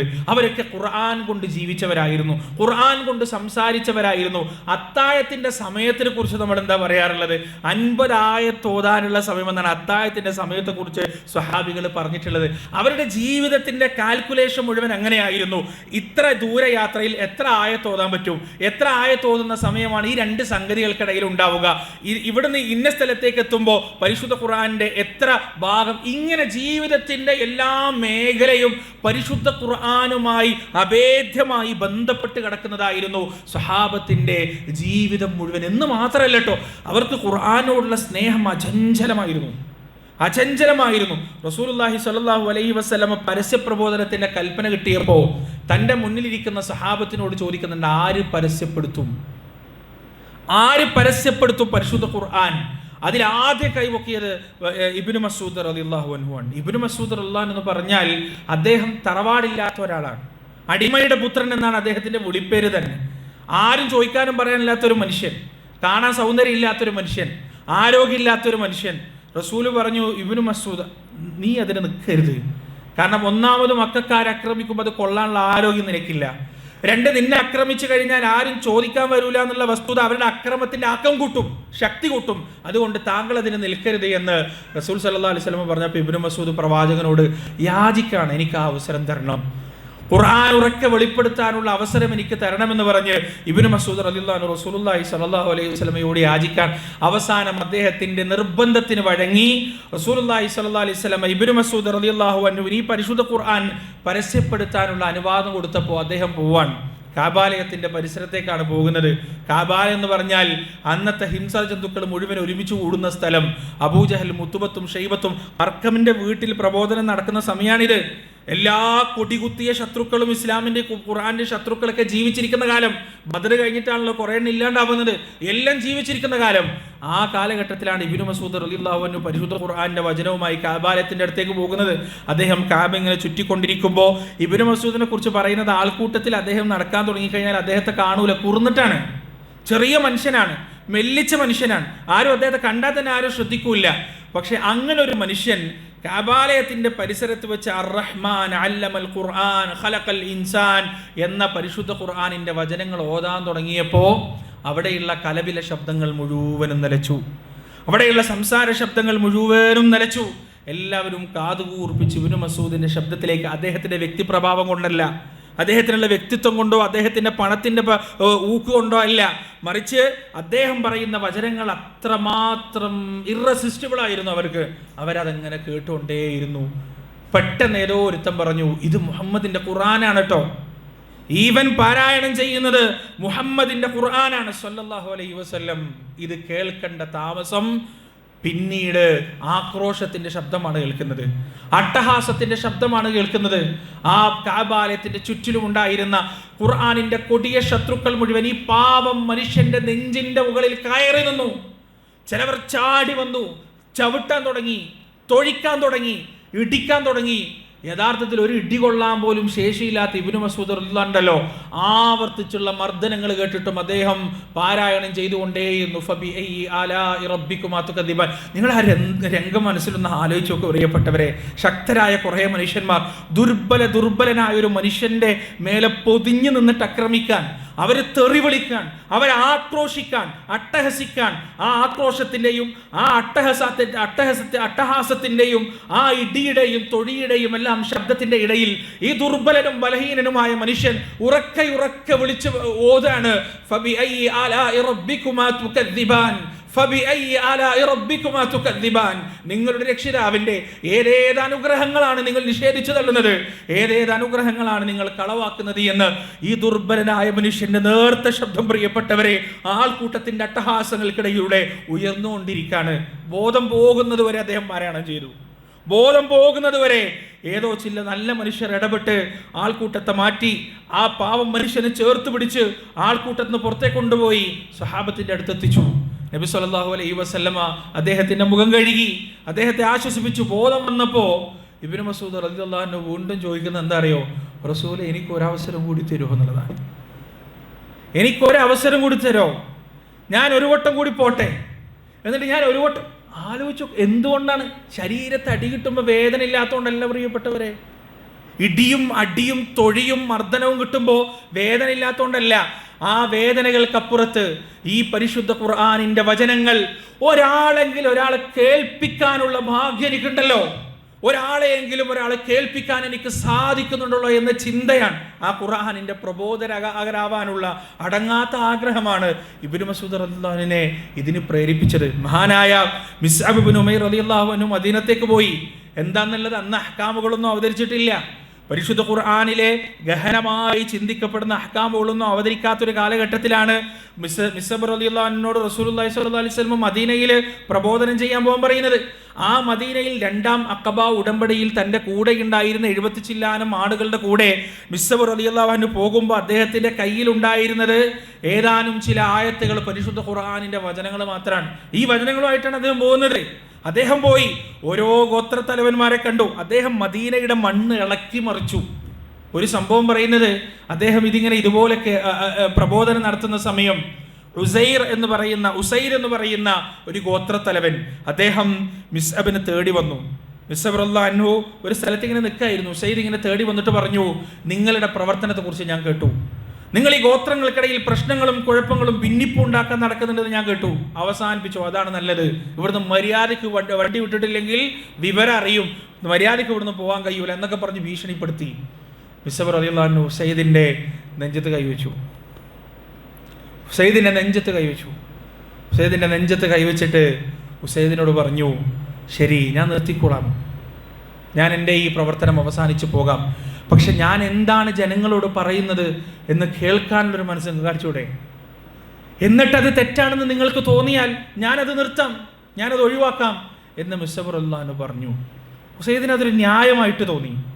പലപ്പോഴും പ്രതികരിക്കുന്ന ആളുകൾ നിഷ്കളങ്കരായിരിക്കും. പലപ്പോഴും ഏത് വിഷയത്തിലും പ്രതികരിക്കുന്ന ആളുകൾ നിഷ്കളങ്കരായിരിക്കും. ആ പ്രതികരണത്തിൻ്റെ രൂക്ഷത എത്രത്തോളം കൂടുന്നു അത്രത്തോളം ആ മനുഷ്യൻ നിഷ്കളങ്കനായിരിക്കും. ഉസൈദിന് തോന്നി ഇയാൾ പറഞ്ഞത് കാര്യമാണ്, ഇയാൾ എന്താണ് പറയുന്നതെന്ന് കേൾക്കാലോ, എന്നിട്ട് മതിയല്ലോ. അങ്ങനെ മിസ്അബ് റളിയല്ലാഹു അൻഹു പരിശുദ്ധ ഖുർആൻ പാരായണം ചെയ്യാൻ തുടങ്ങി. പാരായണം ചെയ്യാൻ തുടങ്ങുമ്പോൾ ആ കൈകൾ ഉസൈദിൻ്റെ നെഞ്ചത്ത് തന്നെ ഉണ്ട്. പാരായണം ചെയ്ത് കുറച്ചങ്ങോട്ട് എത്തിയപ്പോൾ മിസ്അബ് റളിയല്ലാഹുവിൻ്റെ കൈ ഉസൈദ് ചേർത്ത് പിടിച്ചു. ആ കൈകൾ മുറുക്കി പിടിച്ചു. എന്നിട്ട് പറഞ്ഞു, സഹോദര, ഇതാണോ നിങ്ങൾ പറയുന്നത്? ഇതാണോ നിങ്ങൾ ജനങ്ങളോട് സംസാരിക്കുന്നത്? എങ്കിൽ നിങ്ങളിത് നിർത്തേണ്ട ഒരു ആവശ്യമില്ല. നിങ്ങൾ ഒരിക്കലും ഇത് നിർത്തരുത്. ഞാൻ നിങ്ങളുടെ കൂടെ കൂടാൻ പോവാണ്. ഇതിന് ഞാൻ എന്താണ് ചെയ്യേണ്ടത്? അവിടെ വെച്ച് ഉസൈദ് റളിയല്ലാഹു അവിടെ വെച്ചാണ് ഇസ്ലാം സ്വീകരിക്കുന്നത്. പരിശുദ്ധ ഖുർആന്റെ ഏതാനും വചനങ്ങൾ അവിടെ വെച്ച് ഇസ്ലാം സ്വീകരിക്കാൻ. എന്നിട്ട് ഉസൈദ് റളിയല്ലാഹു അൻഹു മിസ്അബ് റളിയല്ലാഹുവിന്റെ കൈ പിടിക്കാൻ ഒരാളെ ഞാൻ കാണിച്ചു തരാം, അദ്ദേഹത്തിന് ഈ ഒരു സന്ദേശം മനസ്സിലായ വലിയ കാര്യം ഉണ്ടാവും എന്ന് പറഞ്ഞ് ഇദ്ദേഹത്തിൻ്റെ കൈ പിടിച്ചിട്ട് സഅദ് ഇബ്നു മുആദ് റളിയല്ലാഹുവിൻ്റെ അടുത്തേക്ക് പോവാണ്. സഅദ് റളിയല്ലാഹു പരിശുദ്ധ ഖുർആന്റെ വചനങ്ങൾ കേൾക്കുന്നു. അദ്ദേഹവും ഇസ്ലാം സ്വീകരിക്കാൻ.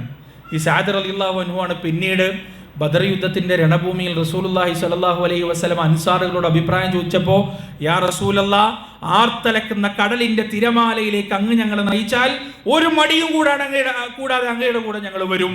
ബർക്കുൽ ഹിമാദിലേക്ക് അങ്ങയെ ഞങ്ങൾ നയിച്ചാൽ അങ്ങയുടെ കൂടെ ഞങ്ങളൊരു മടിയും കൂടാതെ വരുമെന്ന് പ്രഖ്യാപിച്ച മനുഷ്യനാണ്, സ്വഹാബിയാണ് മഹാനായ സഅദ് ഇബ്നു മുആദ് റളിയല്ലാഹു അൻഹു. ആ സഅദ് ഇബ്നു മുആദ് റളിയല്ലാഹു അൻഹുവിൻ്റെ മനസ്സിലേക്ക് വിശ്വാസത്തിൻ്റെ ആ ഒരു മൊട്ടിട്ട് കൊടുത്തത് മിസ്അബ് റളിയല്ലാഹു അൻഹുവിൻ്റെ പരിശുദ്ധ ഖുർആൻ പാരായണം. അപ്പോൾ നിങ്ങൾ ആലോചിച്ച് നോക്ക്, ഓരോ സഹാബത്തിൻ്റെയും ജീവിതത്തിൽ അവരെ ഈ ഇസ്ലാമിലേക്ക് കൊണ്ടുവന്നത്, മഹാരഥന്മാരായ മനുഷ്യരാക്കി അവരെ മാറ്റിയത് പരിശുദ്ധ ഖുർആനിൻ്റെ 1-2 വചനങ്ങളാണ്. ആ വചനങ്ങൾ അവരോട് സംസാരിച്ചു എന്നുള്ളതാണ്. ഞാൻ എപ്പോഴും ഖുർആനിനെ കുറിച്ച് സംസാരിക്കുമ്പോൾ എപ്പോഴും വർഷങ്ങളായി ഞാൻ പറയാറുള്ള ഒരു സംഭവമുണ്ട്. എപ്പോഴും ഞാൻ പറയാറുണ്ട്. ചിലപ്പോൾ ഇവിടെ തന്നെ ഞാൻ പറഞ്ഞിട്ടുണ്ടാവും. ഈ വിഷയം പറഞ്ഞപ്പോൾ ഞാൻ ഫാറൂഖ് പറഞ്ഞിരുന്നു, ചിലപ്പോൾ പറഞ്ഞത് തന്നെ പറയേണ്ടി വരും. കാരണം അത്രത്തോളം എൻ്റെ ജീവിതത്തിൽ അത്രത്തോളം സ്വാധീനം ചെലുത്തിയ ഒരു സംഭവമാണ്. നിങ്ങൾ വേറെ എവിടെന്നെങ്കിലും വേറെ ആരെങ്കിലും അടുത്തുന്നത് കേട്ടിട്ടുണ്ടാവും. ഈ സംഭവം അത്യാവശ്യം ഫേമസ് ആണ്. ഗൾഫിൽ ജോലി ചെയ്യുന്ന വളരെ നല്ല ടാലൻറ്റഡ് ആയ ഒരു മനുഷ്യൻ, ഒരുപാട് മൾട്ടിനാഷണൽ കമ്പനികൾക്ക് വേണ്ടി കൺസൾട്ടൻ്റായി ജോലി ചെയ്യുന്ന ഒരാൾ. അദ്ദേഹത്തിൻ്റെ ജീവിതത്തിൽ, അദ്ദേഹം ഒരു അമുസ്ലിമാണ്, അദ്ദേഹത്തിൻ്റെ ജീവിതത്തിൽ ഒരു പ്രതിസന്ധി വരികയാണ്. കരകയറാനാവാത്ത പ്രതിസന്ധി. അങ്ങനെയാണല്ലോ ചില പ്രതിസന്ധികൾ ജീവിതത്തിൽ വന്നാൽ, വലത്തോട്ട് നോക്കിയാൽ ഒരു രക്ഷ ഉണ്ടാവില്ല, ഇടത്തോട്ട് നോക്കിയാൽ രക്ഷ ഉണ്ടാവില്ല, മുന്നിലേക്ക് നോക്കിയാൽ രക്ഷ ഉണ്ടാവില്ല, പിന്നിലേക്ക് നോക്കിയാൽ രക്ഷ ഉണ്ടാവില്ല, ഒരു വഴിയും നമ്മുടെ മുന്നിൽ കാണൂല. അങ്ങനെയുള്ള സമയത്താണ് ഈമാനില്ലാത്ത മനുഷ്യന്മാർ ആത്മഹത്യ ചെയ്യുക. ഈമാനില്ലാത്ത മനുഷ്യന് ഒറ്റ വഴിയേ ഉള്ളൂ, മേലേക്ക് പോവുക. വലത്തോട്ടും പോകാൻ കഴിയില്ല, ഇടത്തോട്ടും പോകാൻ കഴിയില്ല, മുന്നോട്ടും പോകാൻ കഴിയില്ല, പിന്നോട്ടും പോകാൻ കഴിയില്ല, പിന്നെ അങ്ങോട്ട് പോകുക, മേലോട്ട് പോകുക, അല്ലെങ്കിൽ താഴോട്ട് പോവുക. ഇതേ രക്ഷ ഉണ്ടാവുള്ളൂ. അങ്ങനെയാണ് ആളുകൾ ആത്മഹത്യ ചെയ്യുന്നത്. അതേപോലെ ഈ മനുഷ്യൻ തീരുമാനിച്ചു ആത്മഹത്യ ചെയ്യാൻ. പക്ഷെ അദ്ദേഹം ഒരു കാര്യം കൂടി തീരുമാനിച്ചു, ഒറ്റക്ക് മരിക്കൂല. അങ്ങനെ അദ്ദേഹം ഭാര്യയോട് ചർച്ച ചെയ്തു, എന്താ നമുക്ക് ചെയ്യാം, നമുക്ക് മരിക്കാം, ഒരുമിച്ച് മരിക്കാം, ഞാനില്ലാണ്ട് നിങ്ങൾക്ക് ജീവിക്കാൻ പറ്റുമോ? ഭാര്യ പറഞ്ഞു, ഒരിക്കലും പറ്റൂല. നമ്മൾ രണ്ടുപേരും ഇല്ലാതെ നമ്മുടെ ചെറിയ 2 പെൺമക്കൾക്ക് ജീവിക്കാൻ പറ്റുമോ? ഒരിക്കലും പറ്റൂല. അവരിട്ട് ഫുട്ബോൾ തട്ടും കുടുംബക്കാർ, ഒരിക്കലും പറ്റൂല. നമുക്ക് 4 പേർക്ക് ഒരുമിച്ച് അങ്ങോട്ട് ജീവിതം അവസാനിപ്പിക്കാം. എന്താണ് അതിന് വഴി? തൂങ്ങി മരിക്കാൻ കഴിയില്ല. ചെറിയ മക്കൾ തൂങ്ങി മരിക്കുന്നത് കണ്ടു നിൽക്കാനുള്ള അവസ്ഥ നമുക്കില്ല, അതിന് കഴിയൂല എന്ന് പറഞ്ഞു. പിന്നെ എന്താണ് വഴി? നമുക്ക് 4 പേർക്കും ഒരുമിച്ച് എന്ത് ചെയ്യാം? വിഷം കഴിക്കാം. ആ വിഷം കഴിച്ചിട്ട് നമുക്ക് 4 പേർക്കും ഒരുമിച്ച് രാത്രി കിടന്നുറങ്ങാം. രാവിലെ പിന്നെ ആരും എഴുന്നേൽക്കൂല. 4 പേരും ഒരേ കട്ടിൽ അങ്ങോട്ട്. അങ്ങനെ അവർ രാത്രി കഴിക്കാനുള്ള ഭക്ഷണത്തിൽ വിഷം ചേർത്തു, വിഷം കലർത്തി. അങ്ങനെ അത് കഴിക്കാനുള്ള സമയം, അത്താഴം കഴിക്കാനുള്ള സമയം, ശരിക്കും പറഞ്ഞാൽ അയാളുടെ ഒരു മാനസികാവസ്ഥ നിങ്ങളൊന്ന് ആലോചിച്ച് നോക്ക്. കുട്ടികൾ അപ്പുറത്ത് കളിച്ചുകൊണ്ടിരിക്കാൻ, പഠിച്ചുകൊണ്ടിരിക്കാൻ. ആ കുട്ടികൾ അറിയുന്നില്ല തങ്ങൾക്കുള്ള വിഷം കലർത്തിയ അത്താഴം റെഡിയായിട്ടെന്ന്. ആ കുട്ടികൾ അറിയുന്നില്ല. ആ കുട്ടികളുടെ കാര്യം ആലോചിച്ച് ഇയാളുടെ മനസ്സിൽ ഭയങ്കര ടെൻഷനും പ്രയാസവും ഇങ്ങനെ കഴിഞ്ഞുകൊണ്ടിരിക്കുകയാണ്. എങ്ങനെയാണ് കുട്ടികളെ കൊല്ലുക? നമ്മൾ രണ്ടുപേരും ജീവിതത്തിൻ്റെ ആസ്വാദനങ്ങളൊക്കെ കഴിഞ്ഞു, ഒരുവിധം ആസ്വാദനങ്ങളൊക്കെ കഴിഞ്ഞു. കുട്ടികൾ, പറക്കമുറ്റാത്ത മക്കൾ, അവരൊന്നും അറിഞ്ഞിട്ടില്ല, ജീവിതം എന്താണെന്ന് മനസ്സിലായിട്ട് പോലും ഇല്ല. അയാളുടെ മനസ്സിൽ ഇങ്ങനെ ബേജാറും പ്രയാസവും അങ്ങനെ ഉണ്ടല്ലോ. ബേജാറായി കഴിഞ്ഞാൽ ഓരോ മനുഷ്യന്മാരും ഓരോന്നാ ചെയ്യുക. ചില മനുഷ്യന്മാർ നല്ലോണം ഭക്ഷണം കഴിക്കും, ചില മനുഷ്യന്മാർ കിടന്നങ്ങോട്ട് ഉറങ്ങും, ചില മനുഷ്യന്മാർ തെക്ക് വടക്ക് അങ്ങനെ നടക്കും. ഇതാണ് ഓരോരുത്തരും ഓരോന്നാണ് ചെയ്യുക. പ്രയാസം വന്നു കഴിഞ്ഞാൽ ഈ മനുഷ്യൻ തൻ്റെ സിറ്റിംഗ് റൂമിൽ അങ്ങോട്ടും ഇങ്ങോട്ടും ഇങ്ങനെ നടക്കുക, കുറേ നേരം ചെയറിൽ ഇരിക്കുക. വീണ്ടും അദ്ദേഹം തന്നെ പങ്കുവെക്കുന്ന അനുഭവമാണ്. അങ്ങനെ അവസാനം ആ മനുഷ്യൻ തൻ്റെ ഇരിപ്പിടത്തിലിരുന്നു. ആ ചിന്തകളുടെ ഭാരം താങ്ങാനാവാതെ ആ മനുഷ്യൻ ആ ഇരിപ്പിടത്തിലിരുന്നപ്പോൾ തൻ്റെ ഷെൽഫിലേക്ക് വെറുതെ ഒന്ന് നോക്കിയതാണ്. ആ ഷെൽഫിൽ ഒരു പുസ്തകത്തിലേക്ക് അയാളുടെ കണ്ണുകൾ ഉടക്കി, ഒരു ഗ്രന്ഥത്തിലേക്ക് അയാളുടെ കണ്ണുകൾ ഉടക്കി. ആ ഗ്രന്ഥം പരിശുദ്ധ ഖുർആനാണ്. അതെങ്ങനെ ആ ഷെൽഫിൽ എത്തിയെന്ന് പോലെ അയാൾക്ക് ഓർമ്മയില്ല. ആരാണ് അയാൾക്ക് ആ ഖുർആൻ കൊടുത്തതെന്ന് പോലും അയാൾക്ക് ഓർമ്മയില്ല. പക്ഷെ അയാൾ ആ ഇരിപ്പിടത്തിന് എഴുന്നേറ്റു. എന്തോ അയാൾക്കൊരു ഉൾവിളി. അയാൾ ആ പരിശുദ്ധ ഖുർആൻ എടുത്തു. അയാൾ വീണ്ടും ചെയറിലേക്ക് വന്നു. ഖുർആൻ ഇങ്ങനെ തുറന്നപ്പോൾ നേരെ കാണുന്നത് വലാ തഖ്തുലു ഔലാദക്കും മിൻ ഇംലാഖ് നഹ്നു നർസുഖുക്കും വഇയ്യാഹും. ദാരിദ്ര്യം കൊണ്ട് നിങ്ങൾ മക്കളെ കൊന്നളരുത്, ഞാനാണ് അവർക്കും നിങ്ങൾക്കും ഭക്ഷണം. നേരെ കിട്ടുന്നത് അതാണ്. അപ്പോൾ നിങ്ങൾ വിചാരിക്കും അതൊക്കെ ഉണ്ടാവുമോ? സഹോദരങ്ങളെ, അങ്ങനെ ഉണ്ടാവും. പരിശുദ്ധ ഖുർആൻ, എനിക്ക് മിമ്പറെന്ന് പലപ്പോഴും അനുഭവങ്ങൾ ഉണ്ടായിട്ടുണ്ട്. ഞാൻ ഒരു അനുഭവം പറയാം. ഒരിടത്ത് ഞാനൊരു വിഷയം തയ്യാറാക്കി, ഖുതുബ പറയാം. വിഷയം തയ്യാറാക്കി, ഹദീസ് നോട്ട് ചെയ്തു, ചരിത്രം നോട്ട് ചെയ്തു, അതിനാവശ്യമായ സംഗതികളൊക്കെ നോട്ട് ചെയ്തു. പ്രധാനപ്പെട്ടൊരു കാര്യം മറന്നു, വളരെ പ്രധാനപ്പെട്ടൊരു കാര്യം മറന്നു. ഖുർആൻ ആയത്ത് നോട്ട് ചെയ്തില്ല. അത് ഭയങ്കര ഉണ്ടാവാൻ പാടില്ലാത്തതാണ്. പക്ഷെ എന്തോ ഖുർആൻ ആയത്ത് നോട്ട് ചെയ്യാൻ ഞാൻ മറന്നു. ആ വിഷയവുമായി ബന്ധപ്പെട്ട് ഖുതുബയുടെ തുടക്കത്തിൽ ഓതേണ്ട ആ ആയത്ത് നോട്ട് ചെയ്യാൻ മറന്നുപോയി. അങ്ങനെ മിമ്പറിൽ കയറി. ഇത് ഓർമ്മ വരുന്നത് സലാം പറഞ്ഞിരുന്നിട്ട് മുഅദ്ദിൻ ഹയ്യാൽ അൽ ഫലാ പറയുമ്പോഴാണ് ഈ സംഗതി ഓർമ്മ വരുന്നത്. പടച്ചോൻ എന്ത് ചെയ്യും, എന്താണ് പരിഹാരം? ഞാൻ വെറുതെ ഖുർആൻ എടുത്ത് ആ ഖുർആൻ ഇങ്ങനെ തുറന്നപ്പോൾ സത്യത്തിന് എനിക്ക് രോമം എഴുന്നേറ്റെന്ന് പോയി. ആ വിഷയത്തിൽ എൻ്റെ മനസ്സിൽ എവിടെയും ഓർമ്മയില്ലാതിരുന്ന അതേ വിഷയം ഖുർആനിൻ്റെ അതേ പേജിൽ സംഗതി എത്തി. സുബ്ഹാനല്ലാഹ്, വല്ലാത്തൊരു അനുഭവമായിരുന്നത്. അതിനുശേഷവും അതുപോലുള്ള അനുഭവങ്ങൾ വേറെ ഉണ്ടായിട്ടുണ്ട്. അപ്പോൾ അതൊന്നും അസംഭവ്യമല്ല, സംഭവിക്കാം, ഖുർആനുമായി ബന്ധപ്പെട്ട് സംഭവിക്കാവുന്നതാണ്. ഈ മനുഷ്യനും അതാണ് സംഭവിച്ചത്. തുറന്നപ്പോൾ അദ്ദേഹം കാണുന്നത് വലാ തഖ്തുലു ഔലാദകും മിൻ ഇംലാഖ് നഹ്നു നർസുഖുകും വഇയ്യാഹും, നിങ്ങളുടെ കുട്ടികളെ ദാരിദ്ര്യം ഭയന്ന് കൊന്നുകളയരുത്.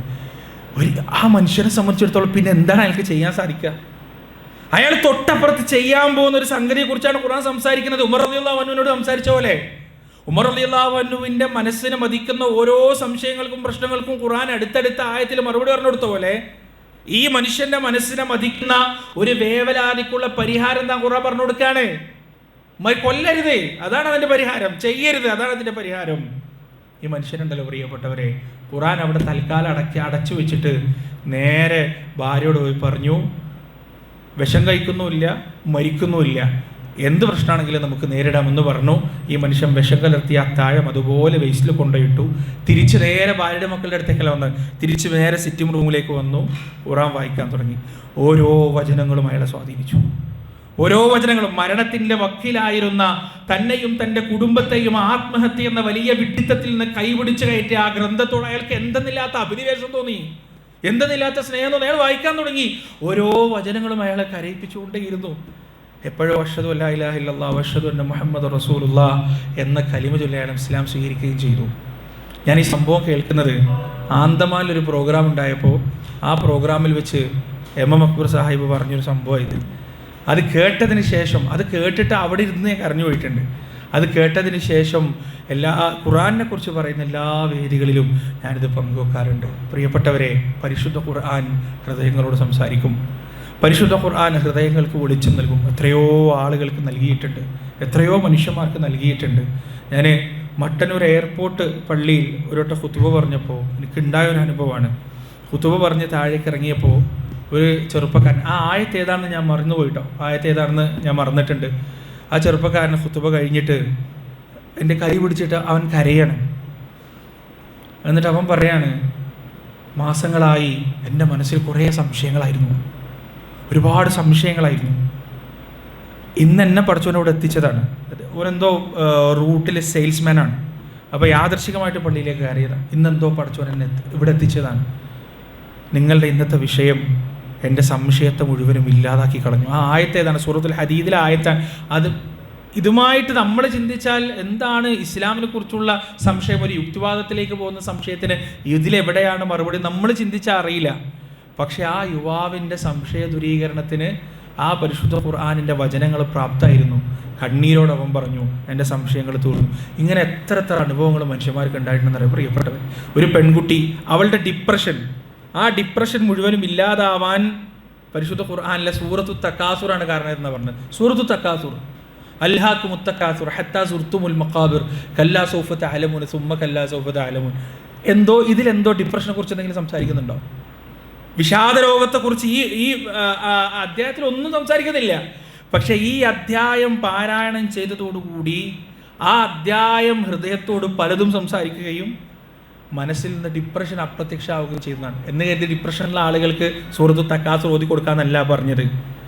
ഒരു ഡിപ്രഷനുള്ള ഒരു മനുഷ്യനോട് സൂറത്തു തക്കാസുറിലൂടെയാണ് അള്ളാഹു സംസാരിച്ചതെങ്കിൽ വേറെ മനുഷ്യനോട് വേറെ സൂറത്തിലൂടെയും വേറെ ആയത്തിലൂടെയുമാണ് അള്ളാഹു സുബ്ഹാനഹു വ തആല സംസാരിക്കുക.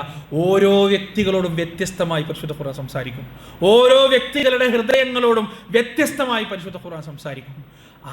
ആ ഒരു ഖുർആനിൻ്റെ വെളിച്ചം നേടിയെടുക്കാനുള്ള ജുഹദ് നമ്മുടെ ഭാഗത്തുനിന്നുണ്ടാവണം, ശ്രമം നമ്മുടെ ഭാഗത്തുനിന്നുണ്ടാവണം. നമ്മൾ ഖുർആനുമായി എടുക്കാൻ തുടങ്ങിക്കഴിഞ്ഞാൽ ഖുർആൻ നമ്മളുമായി ഓടിയെടുക്കും, ഖുർആൻ നമ്മോട് ചേർന്ന് നിൽക്കും, ഖുർആൻ നമ്മുടെ ഹൃദയത്തോട് പറ്റി നിൽക്കും. നമുക്ക് ജീവിതത്തിൽ എല്ലാത്തിനുമുള്ള പരിഹാരം പരിശുദ്ധ ഖുർആൻ പറഞ്ഞു തരും. അല്ലാഹു സുബ്ഹാനഹു വ തആല നമ്മുടെ ഹൃദയത്തിൻ്റെ വസന്തമായി, നമ്മുടെ നെഞ്ചിൻ്റെ നൂറായി, പ്രകാശമായി പരിശുദ്ധ ഖുർആനിനെ തരുമാറാകട്ടെ. ആ പരിശുദ്ധ ഖുർആൻ്റെ അനുയായികളും വക്താക്കളും പ്രചാരകരും പ്രബോധകരുമായി ജീവിച്ചു മരിക്കാൻ അല്ലാഹു സുബ്ഹാനഹു വ തആല നമ്മെ ഇവരെയും അനുഗ്രഹിക്കുകയും ചെയ്യുമാറാകട്ടെ. റബ്ബനാ ആതിനാ ഫിദ്ദുനിയ ഹസന വഫിൽ ആഖിറതി ഹസനത വഖിനാ അദാബന്നാർ. വആഖിറു ദഅവാനാ അൽഹംദുലില്ലാഹി റബ്ബിൽ ആലമീൻ. വസ്സലാമു അലൈക്കും വറഹ്മത്തുള്ളാഹി.